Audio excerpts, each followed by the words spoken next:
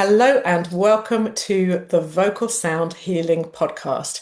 My name is Alexandra Rigazzi-Tarling. I'm a vocal coach and technician and a vocal sound healing practitioner and trainer. And I've been working with voice for well over 25 years. And I've been training vocal sound healers for about the last 10 years. And I bring all things voice healing, vocal sound healing to this podcast for discussion. So thank you for joining me today. And this is episode 14, Awakening Your True Voice, a physiological approach to healing. And I have the lovely Sarah Stephenson joining me today. Sarah is she trained as a classical pianist at the Royal Northern College of Music. Her passion and fascination for sound and music has sustained her career as a professional musician and educator for more than 30 years. She's worked as a freelance piano accompanist, a vocal coach, an opera repetiteur. She's been a workshop leader and a masterclass pianist for the Estill voice courses in the UK and internationally. And she has taught and continues to teach at some of the UK's leading educational establishments. Sarah became a tutor for the College of Sound Healing in the UK in 2014, teaching the Sound Healing with the Voice course. And this is actually where we met and we realised our shared love for all things voice, both in terms of the physiology and the technique, but also sharing our deep appreciation and experience of the Estill voice model and working with both professional voice users, from actors and singers to sound healers and yoga teachers, and to those just finding the power of their voice for the first time. So we're both really passionate about bringing awareness of the incredible healing power of the voice, both on an energetic and a physical level. And the other day we were chatting away, we were planning a workshop that we have coming up. It's on Sunday, the 10th of May, little drop that in there near Chichester.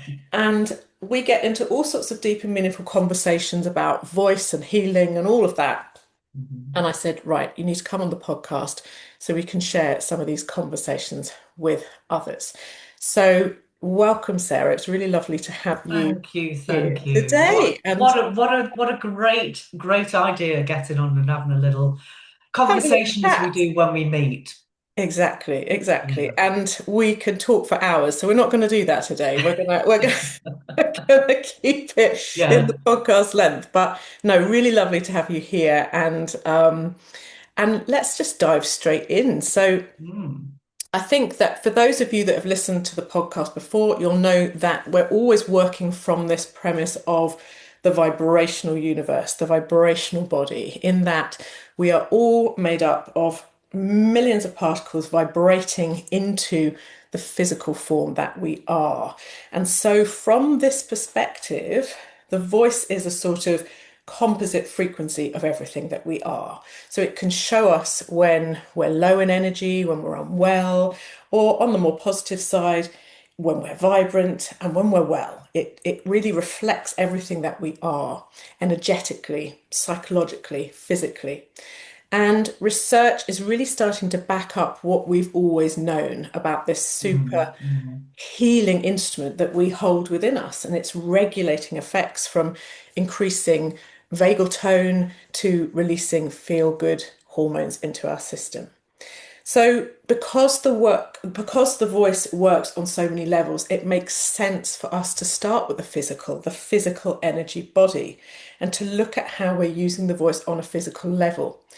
Because despite it being this somewhat intangible part of ourself, the voice and our sound, our vibration, really, as mentioned, it is still a physical mechanism. And it has set Mm. muscles and ligaments and cartilages and processes that need to be coordinated for the voice to function optimally. So, working with the physiological understanding of voice helps us come back to who we are, because it helps us Mm. create an Okay. awareness of what we're doing, why we're doing it, and it helps us find that sort of elusive authenticity in our sound, that whole thing about the authentic voice, what is the authentic voice? But like any mechanism, we need to understand how it works. We need simple instruction and regular practice. So I know, Sarah, Mm. you are, you understand what I'm Versed. saying there. Versed indeed. So, um, from I think where we're coming from in our work, and I know we've had many conversations about this, we're working with vocal sound healing, so we're in that absolute energetic, intuitive Yeah, healing world. But then, on the next day, sort of the other 50% of what we do is working with the physiology of voice with voice users, whether that's, young actors, singers, to yeah, yeah. as someone who's been practicing sound healing for years and just wants to Mm. really understand what's going on. And I've always seen myself, and I see this in you, I've always seen myself a real bridge between Yeah, that sort of it's that energetic work. crossover, isn't it? Yeah, Yes, absolutely. exactly. And working from the physical, we tend to think, oh, that's not energetic. But if we're looking at ourselves as this mass of vibration and energy that we know, and as science is telling us that we are as well, then actually, when we work with the physical Mm. mechanism of the voice, we're working with energy still, and we're moving even deeper layers of energy as a result of Absolutely, dealing with absolutely. what's on the surface. And it's not a separate thing. It's not the physical is not separate. It's part of the whole. It's part of the being. But it's really empowering if you can actually develop your own voice, develop your own resonance, develop your own unique signature Mm, by understanding the mechanism and being able to work the mechanism to its finest. So you're honing your true potential, your absolute best that you can be via mm. your voice. Mm. And that sort of that idea of the best you can be, that is that authentic vibration, Yeah, isn't it? It's that absolutely. oneness, that feeling of stepping into Absolutely. hearing your sound, sounding, hearing it, feeling it, and feeling in alignment with it. And Mm, certainly what I see a lot is people are afraid to hear back their sound. They're sounding, and as they're sounding, they're listening and correcting. yeah, So they're not actually accepting what's coming out because they're always in judgment of it. And it's a fine line, isn't it? Sort of somewhere between, learning the sort of techniques, the physiological mm, side, and then saying, right, I've done the practice, now I'm going to just work with this. I'm going to work with these positions absolutely. and go And from there. it's interesting you saying that. I ask a lot of, if I have classes, I'll ask them what is their relationship with the voice, and then correct myself, say, actually, what is the relationship with your singing voice? Because that's another layer of vulnerability, because it absolutely goes to the core.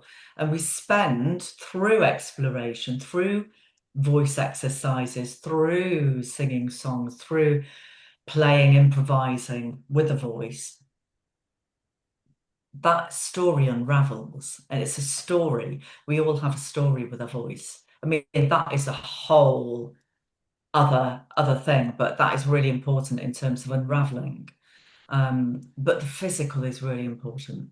And where do you think that, so, certainly with the people that you work with, um, asking, what is your relationship to your voice? What is your relationship to your singing voice? It's funny how, certainly from my experience, the relationship with the voice can just be, perhaps the speaking voice, the day-to-day thing that we're Mm, using to communicate, not much thought given about it. But as mm. soon as you say, what is the relationship to your singing voice, then the story starts to Stories. unravel. Yeah. There's always, so Yeah. often a story of someone being shut down, excuse me, someone being told they can't sing, Yeah. all of those Yeah. sort of things that people have experienced, perhaps being told they can't sing in the school choir to mime. Yeah. Or, Mime, stand at the back of the choir. Um, Being asked to sing at the grandma's funeral was one which was really super powerful. yeah. Unlocking that story. And it's not for me to unlock the story either. It's an ongoing exploration and conversation with the individual Mm, about their own mm. individual story to try and find their authentic voice. And, with that story, the stories that everybody has, and going back to why is the singing voice or the intoning voice Mm. starts to work and unravel those stories. And I think it's because, we've talked on this podcast before, Yeah. healing voice is not about, mimicking your favorite singer or trying No, to sound like no. everybody else. Healing voice is about working with your own vibration, your own instrument. And I always deduce it down. I try to make it very simple at first, saying it starts with the hum. And it does Hmm. start with the hum, that simple vibration of your sound. And from there, we can grow that and we can work with that. We can work with the muscles and we can see what's going on. But it's something about the singing, the toning, something about that really makes people feel vulnerable. And I think it's two things. I think it's, is it the story that's unraveling, or is it, they're afraid that they're not good enough? And of course, there's a story in that as well. But it's usually because they're benchmarking themselves against, as I Yeah. said, their favorite pop singer, their favorite classical singer, whatever Yeah. it is, and they don't feel good enough. And Mm. it seems to be, for whatever reason, that's the hurdle. And certainly, even when it comes to, running voice workshops and things, the inquiries that I get, oh, I can't sing. I really want to come on it, but I can't sing. And straight away, even with this workshop Yeah. we're running in May, Yeah. no, no, no, I Yeah. don't think it's for me. I can't do that in a group yet. No, I can't work. Um, It's I such can't a sing. It's like, well, vulnerable thing. I have I was just talking to some actors yesterday and I have the utmost respect for anybody that engages with their singing voice, yeah, even their actors. toned voice, their Yeah. voice, because it's engaging with themselves. And I always say, judge your voice, judge yourself. Mm, Because there's a huge judgment about what we can do, what we can't do, what the voice can do, what the voice can't do. mm, mm, And it's really important to break that down and have a very free relationship with the potentiality of it. mm, However, we're looking at the other side of it, the technical side of it. That is all part of it as well. mm, Because to enable somebody to understand their voice, understand the voice, understand how the mechanism works and how their particular mechanism functions out of habit, out of whatever accent you have, whether you carry in certain tensions, whether you've used to singing in a particular way or you have a particular relationship with it. Um, Unpicking that and just giving people tools to develop mm, what mm. they have, what their individual unique instrument. We all have the same bits, but we have them in different proportions. Yeah. So And it's just actually, learning how you've got to tuning into yourself, and the humming is interesting because that's a way of actually embodying the voice. mm, It's a good starting point because there's something to feel, the resonance. As soon as you can kind of tune into the resonance, we're tuning into that physicality, that energetic element of what the voice can do. mm, mm. And actually the hum is so powerful because it's internal, isn't it? It's not about performance. It's not how Mm. loud can I hum, how well can I hum. It's a hum, It's you know. tuning It's in. just a hum. Yeah, Yeah, it's literally in you. absolutely. Yeah. Absolutely. And do you find, I mean, certainly I've had people that come to me that for whatever reason, the story is so much that, that the journey of finding their voice and working with their voice, that is the healing, that is the personal development. Yeah. But how, when you start to give them random technical exercises, and we're not just talking about singing scales, we're talking about No. making noises Yeah. that work the mechanism. I find that once they start to play again, because it's about that play, isn't it? The Mm. sounds and the noises are not actually the singing, because the vocal development is as a whole, for speaking or for singing, Yeah. for all of it. Yeah. And the exercises are about working different functions. And I find that as soon as they can just sort of start to get into that, Mm. the story starts to gently melt away, Yeah. because It it, subsides, doesn't it? Yeah, yeah, absolutely. they've got Absolutely. something to Because it, focus on, yeah, positive. yeah. I think it's a really positive focus, sort of bringing your attention to what is happening physically. It's a good hook because it is a focus on something specific that is going to have an end result, and all the other periphery in terms of the emotional connection and the stories that are connected to your personal voice, Mm, your personal mm, story, start to unravel in a gentle way, I think, rather. Do you know what I mean? It's not talking therapy, but mm, it's but it is very therapeutic because it's deeply, deeply, deeply related to who we are as human being. mm, mm. And Music's actually, emotional, we're emotional beings, and it's kind of really touching on the heart of who we are, mm. working with the voice. And actually taking us all the way back to the time before perhaps we were criticized, or we're trying to Yeah. literally sound into the ether with our vibration, with our voice, and see what came back. And if what came Mm. back was positive, then it was affirming for us.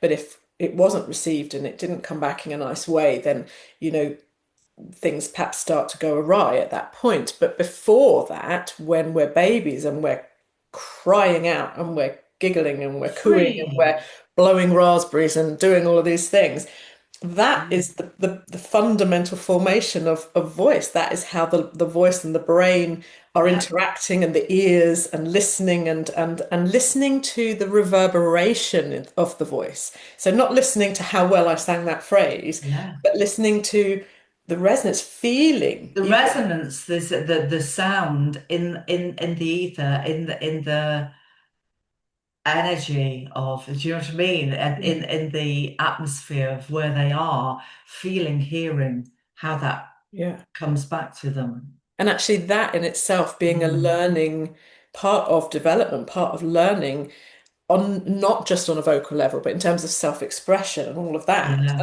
And what we're doing, and what I feel certainly our work involves, is sort of taking people by the hand and almost going through that journey again. Because some of these sounds, I Yeah. said to people, some of these sounds are quite childlike. After a couple of weeks, you're not going to give it a second thought. And certainly, I remember teaching this day workshop that we developed last year, and Yeah. after the first hour, everyone had just got over it. Everyone was there making all of these sounds. Exactly. Exactly. And actually, it Mm. was really joyful Mm. and really life affirming, because you suddenly step into this sense of freedom, that you're working the voice in these Yeah. ways. We're saying, yeah, try this, try this, try this, and it's all very safe and it's all very safely held, but it's a laboratory for exploration of Exploration, absolutely. yourself. And the judgment that it's released, and people start to find the joy in their own voice and the confidence in their own voice because they've let go of the judgment. Because we're Mm, just playing with sound, mm, reframing the word singing, even, because I think that is so super loaded. We're just making noise, we're just making sound, we're just mm. expressing ourselves. But also, just to sort of jump in there, I've over the years tried lots of different workshops and done different things, Mm. and for me, there's nothing worse than being asked to sort of step forward and make a load of sound. Like, absolutely not. That's just not who I am. I'm not No, interested in any sort no. of. I mean, had a singing career for years and years and years. I'm used to being stared at while I'm singing, but I certainly don't want to be stepping forward No, and improvising any sort of wild sound within me. And to be clear, it's not that. It's a very structured absolutely. form of Yeah, exercises and gentle yeah. work. And I think as well, on our course workshop, when we advertise it, we also there'll be small practice groups. And we found it works very well in pairs, because someone buddies up with someone and they go off and they try these sounds, and it's all done very gently and privately and Yeah, yeah, respectfully. yeah, So yeah. never a sense of just being asked to rah, roar or do anything like that. And Absolutely.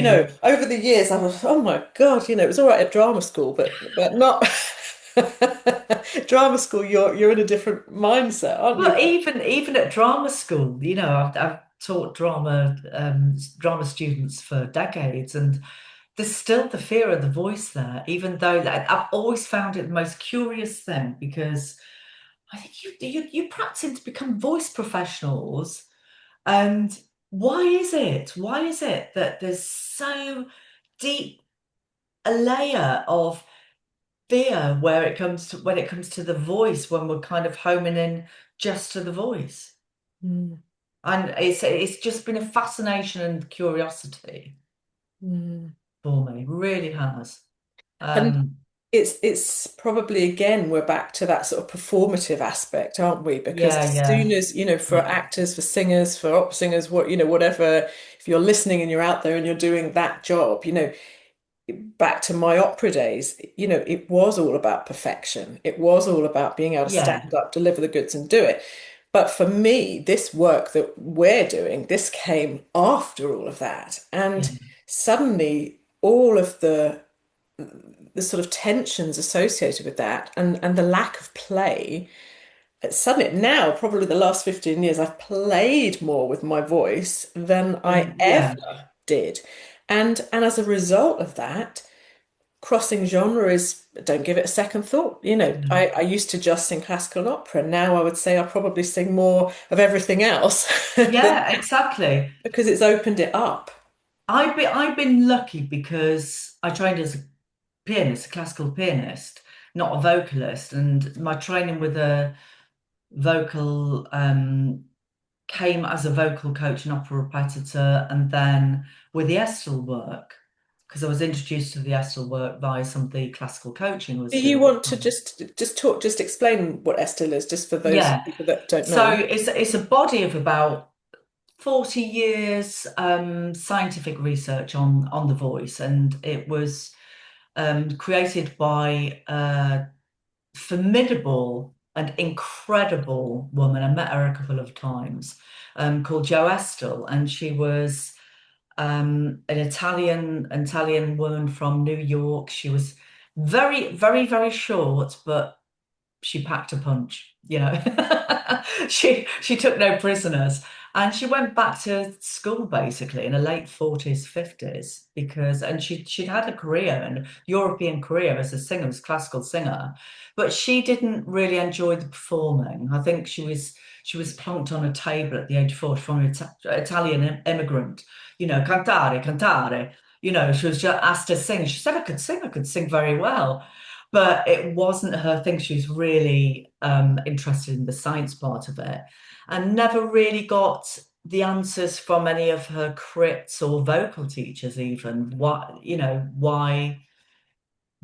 she was doing, how she could do it better. So she went back and studied acoustics, physiology. She worked with researchers and scientists in the New York, one of the New York universities, with cancer patients, and then did her own research of an evening. But she's very interesting because she created this body of scientific research about the voice, but she was a singer creating it for singers or voice users. And she was going, everybody's got a beautiful voice, everybody can sing. And I That's what I think, loved. Everybody's got a beautiful voice. They just need to know how to use it. And that yeah, was one of the most inspiring quotes I ever heard. but it's triggering for some people because I haven't got a beautiful voice. Oh no, because Mm, there's all this judgment. mm. And I really think that what she was talking about is this everybody is beautiful inside. And she actually says that in one of her videos, one of the training videos and interviews. And that's what she was talking about. Everybody is beautiful inside through the voice, though. Do you know what I mean? So But the it's voice is an really important. expression of that beauty. It is an Absolutely. expression of that. But she Absolutely. just to say though, like with her work, that she was the first to actually define the voice in all of its qualities and to put Yeah, that into a structure that people could learn from. And although today, Esther's been going a long time, there's lots of spin-offs and other things, and it gets some criticism. But I mean, her body of work was done at a certain time in her life before she died. yeah. She And was a visionary.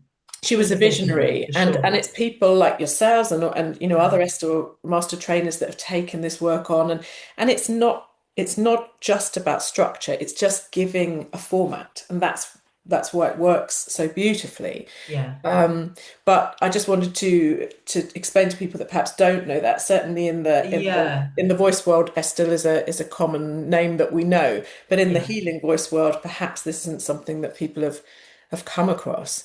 And certainly, although I don't only work with Estill, it certainly informs my work from a structural point of Yeah, view. And I'm very grateful absolutely. to Jo Estill for that structure, for putting it, because in the back in the day, it was a lot about feeling how you sing rather than sort of understanding what was going on. And of course, we didn't have the research.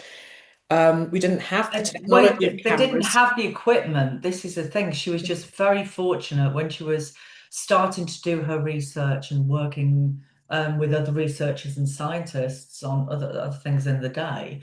They were developing scopes for the nasal, through the nose, the stroboscope, and the mouth. And so they were getting all of this material so on her courses, this is long list of all these different stroboscopes, all these complicated names, because it was advertisement. They were getting all the up-to-date equipment as it developed, which Mm. really helped them with her research. And we've come such a long way since then in terms of Gosh, yeah. equipment, but that Yeah. was really the starting point of. That was the start of it, really. Mm, It was mm. the start of it.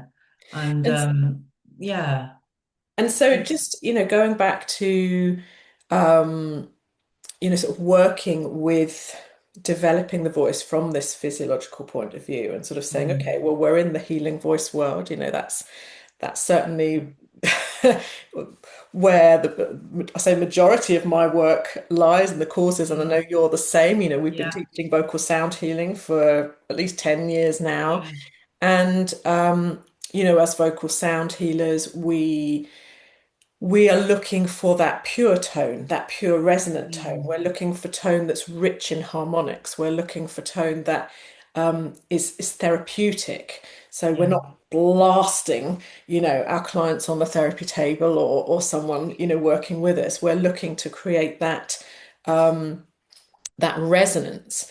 And so certainly that's something, I come across a lot, this confusion between resonance and volume, so volume, pushing yeah, the voice, yeah, and sort of pushing and over sounding, perhaps even sounding with the mouth closed and sort of constricting the throat, mm, and really working that what is perceived as pure tone. It might be toning, but actually is very forced tone, and it might be yeah, that you're getting a sort of yeah, resonance.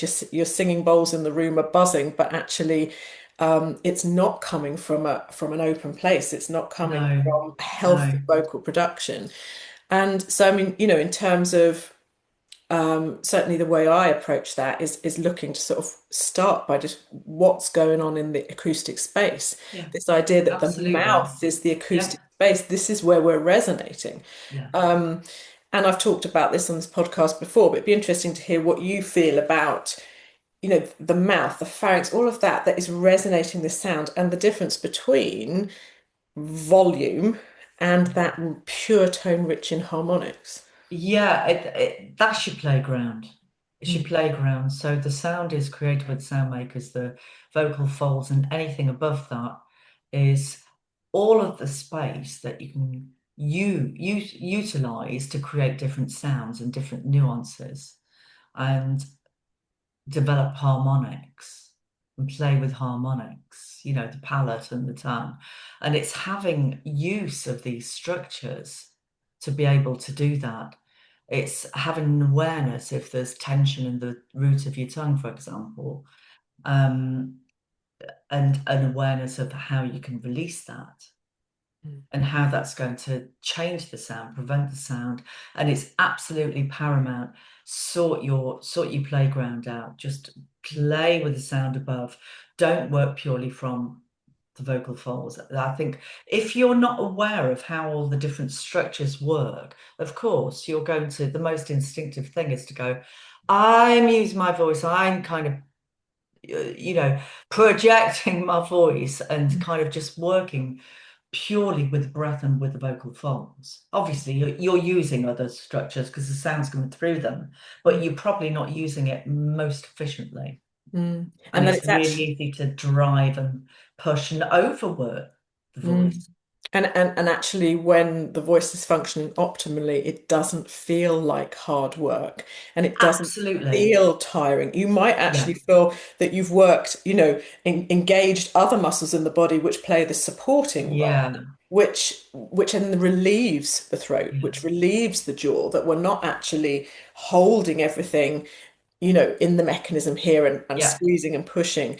And certainly I know on our workshops we look at this, the acoustic Yeah. space. And as I say to people, your mouth is your concert hall. Your soft palate Absolutely. is your dome. Your Yeah. voice is completely individual to you because the shape There's a of your shape of it. structures and mouth and nose Yeah. and skull and everything is is unique to you. So therefore, in terms of acoustics, when the voice comes up and resonates in that space, it Mm. will be unique to you because no one else has that Yeah. space. That And is then, the timbre, the individual timbre, the individual quality of the voice is created by the size, the dimensions, and how you use it yeah. of the structure, of your individual structure. And that's so exciting, isn't it? Because Mm. really, that is absolutely the definition of your true voice, your Yeah. authentic voice.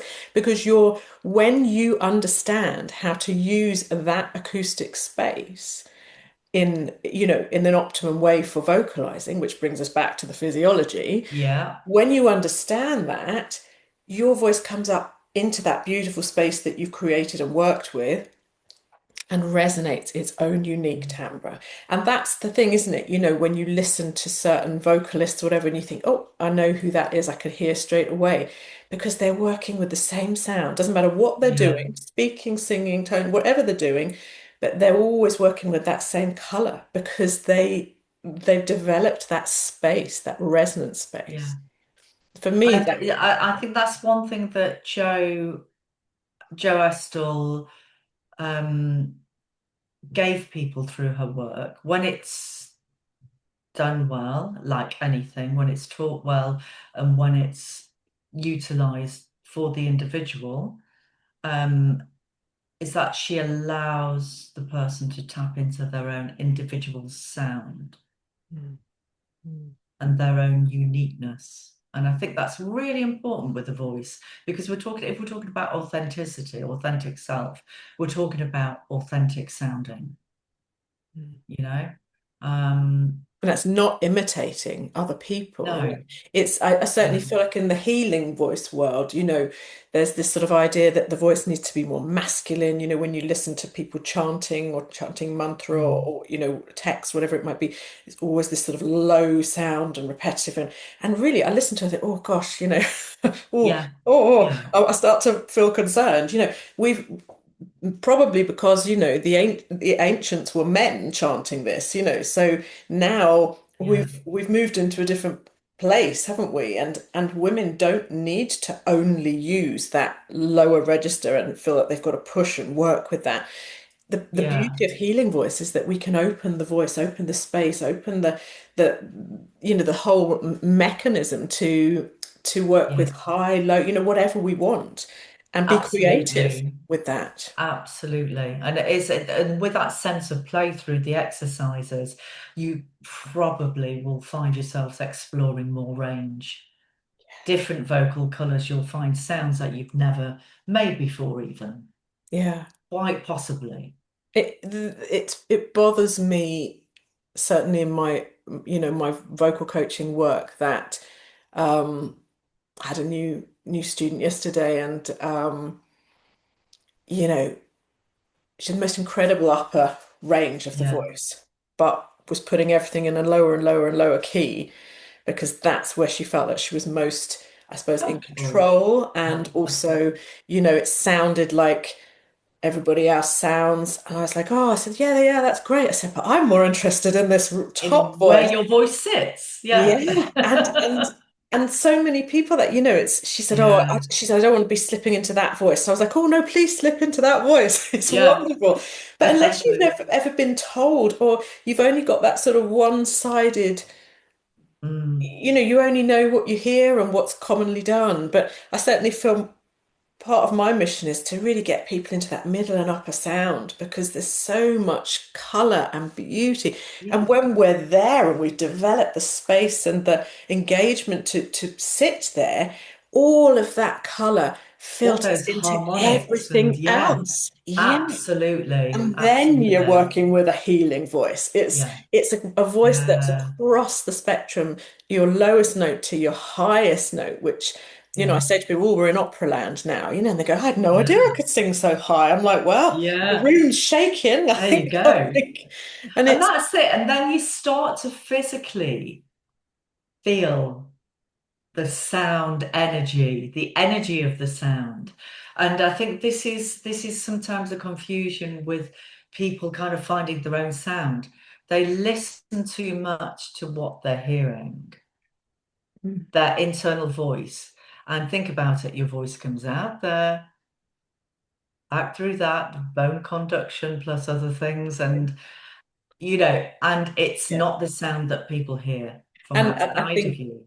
that's such a good point, Sarah, because it's that thing, isn't it? I always remember being told to sing with, my hands in front Yeah, of my ears because absolutely, because it what dampens the, dampens it down because the yeah, ears are far too close to where the sound is being produced to get a yeah, read on what it is. I think we covered this back in some early episodes of the podcast, and I said I was working with some of my teenagers at school, and we were playing back their exam recordings. This is more my mm, more formal teaching in that respect. And they were absolutely beside themselves, like, no, I can't listen to it. I can't listen to it. I said, listen, yeah, you are just hearing now what everybody else hears all the time. They say, my voice sounds different. My voice, that's because you're not hearing it from you, you're hearing no, it what everybody absolutely, else hears. I said, we actually hear, we hear the truth. What you're hearing is actually distorted to you because you're too close to it. absolutely, It's that absolutely, alignment, isn't it? With, it's yeah, such a shock when you hear your voice, even if it's spoken or sung, and you think, oh my God, do I sound like that? And actually, because if no one has ever told you that what you're hearing on the inside is different from what's being projected outside, yeah, and then it so is, and it's just nice. That's right back to the hum. Just feeling the resonance, actually starting to key into what you're feeling from a resonant perspective. So, mm, like if you're singing the lower register, you're feeling that secondary resonance in the chest. mm, That and especially through the hum and kind of really, really feeling the vibrations around the voice. but without that, and I just want to put that in there, without a feeling of pushing on that, because Yeah, sometimes there's that thing of absolutely. like the pushing and the squeezing. Oh, I'm feeling the vibration. It's so much more subtle than that. Yeah. There's a I would sort of go subtle. find what is your favorite taste, your favorite smell, your favorite moment. Hmm. And Yeah, just sort of leaning exactly. leaning into that. Exactly. Hmm. And also, when you're tasting something, then your back teeth are apart, the space, the Yeah. tongue is forward. Yeah. Well, right. Yeah. You're not, as the example that we always use, you're not lifting heavy suitcases and constricting. Yes. You're just Yeah. tasting. Really important. And I think that's it's the thing, isn't it? Having the courage to strip away all the things you think you Yeah. should be doing and take it back to that quiet vibration, that subtle hum, Yeah. and so that we can hear the silence around the sound. I said, can you hear the silence around the Yeah. sound? Or are you Really working important. so hard? It's Yeah. the listening, it's not listening to yourself, it's listening to the space, isn't it? Listening in a wider sense, isn't it? Mm. It's almost like the sound going into the silence. And there's a yeah, I And love then you that. start to feel the vibration, the energy of the sound. Yes. And I mean, really, in terms of sound healing, that brings us into the realm of, um, sound baths, gong bars, all of those things. And, the practitioners that are out there just blasting the sound and not understanding Mm, that sound healing is probably more about the silence than the mm, sound, leading someone into the absolutely, yeah. safety We've of who had many they a are. conversation about this. Yeah, It's like the longer you work with it, it's almost like the sound becomes more and more and more important. It's all about silence. it's the Is silence. there ever silence? It's that idea, It's isn't it? about the energy in the silence, isn't And it? that the sounds is still resonating in the silence. Yeah, So, yeah, whether you're at a sound bath that's beautifully led with beautiful silences and gentle sound rather than being blown out the water, yeah, that yeah, you're yeah, seeing a lot yeah. nowadays, which is only going to create trauma and cause you to feel unsafe.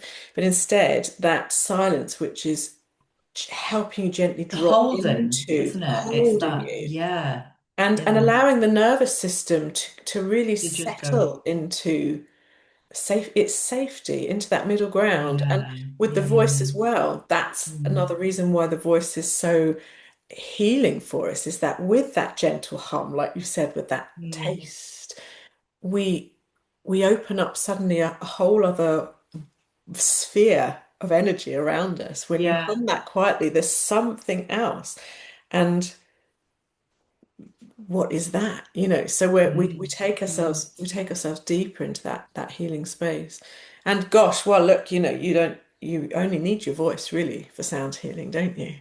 You only need your voice. I mean, perhaps if you're new to it and the voice is super scary, then start with your gongs, start with your Yeah, bowls, but then but it will lead you to it will lead lead you, all you to roads the lead to the voice. voice. Absolutely. Or all roads lead you back to the voice. Yeah, because healing leads you back to yourself. Healing Yeah. leads you back to yourself. And we work through those layers. And that is where, just to bring it full circle, Mm, healing brings us back to ourself and to all of those layers. And those layers are often stored in parts of our body, typically the jaw, typically the yeah. tongue, Yeah. typically, the Tension constrictor around the muscles of the throat. palate. Yeah. And when we start to work on that physiological level, releasing these muscles, gently Mm, becoming aware of them, just, saying, oh, no, I don't need to clench my jaw there because actually I'm safe. Everything's okay. That's just a habit. And we start really unpicking those habits yeah. and Yeah. working with the sound. That happens as a result of working with the physical body. Mm, You're working with all of those energy layers through the physical. You're bringing it back to yourself, yeah. and it brings you home, and that's healing. For me, that's the healing power of the voice is that it brings you home to your true self, to your true voice, Absolutely. without Yeah, I the agree. superficial 100%. the superficial, I'm going to say crap because it is a Yeah. lot of the time. Yeah. As you know, I don't edit this, so I won't put a little beep on that. But but yeah, so well, that's what we're going to be going up to Sunday, the 10th of May, the Green Door Centre in Bosham near Chichester, and Sarah and I will be there for the day. Can't And wait. yeah, really looking forward to it. And Yeah. just leading, it's not a huge group. It's a nice, I mean, there's still a few places left, but very, yeah, lovely setting, such a beautiful place, very Yeah. safe place to be. And we'll just be guiding people through, well, we've got lots of videos on the voice and the physiology, haven't we? So we'll be looking Yeah. at it first, which I love that part of it. And then we'll be feeling into those structures, feeling into like what you see on the screen, and then, oh, And then just playing, just getting to know your own voice and playing. yeah. Mm. And in a way that doesn't require sounding alone in front of lots of other people, Yes. just to be clear. Yeah. And also taking certainly exercises that we've both been using for years, Hmm. to really start to just open the voice, support the voice, and provide you with an ongoing practice. So the most important thing about voice work is that regular practice. It's the same as anything, isn't it? If you're running a marathon, you'd you Yeah. go for a Yeah, jog we were every night day. before. Yeah, Yeah. absolutely. Yeah. And it's just bringing in, I say you're running a marathon, not that we are. Probably yoga is the best Yeah. analogy. You know, you do your yoga practice and you would do your vocal yoga practice in essence. So we're hoping to provide people with that support from the workshop moving forward, so that they know what to work Hmm. with for their voice. And that always brings us a lot of pleasure, doesn't it? So Always, yeah, always. yeah. Yeah. I'm really looking forward to it. Yeah, and there'll be more later in the year as well. We're going to offer Yeah. some online, and we've got some various projects in the pipeline. So for those of you out there that are thinking, oh, I Yeah. do want to Watch this explore my, space. yeah, and I want to explore my voice in a safe place with, I'd say Hmm. we're pretty experienced. I think we've got a I lot of think we've, years. we've got a few years under our belt. Yeah. We have, and we love it still. So Yeah. it's Yeah. always a positive place to be, a lot of fun to be had. So, well, thank you, Sarah, for coming on here and talking to me. Absolute pleasure as always, Lovely. Alexandra. Thank you. And I think you might have to come back another time later in the year because we'll have a part two. We'll have a part two Yeah. conversation. But no, thanks, Sarah. And thank you all for joining as per usual. Do like and subscribe to YouTube or Spotify so that you get to know when another episode drops. And we look forward to connecting with you if you're going to join our workshop. So it's Sunday, the 10th of May near Chichester. And if you're not joining the workshop, I look forward to connecting with you again anyway via the podcast or social media or wherever our paths cross. But thank you for joining. Have a lovely rest of the day, whatever you're doing, and we'll see you soon. Bye for now.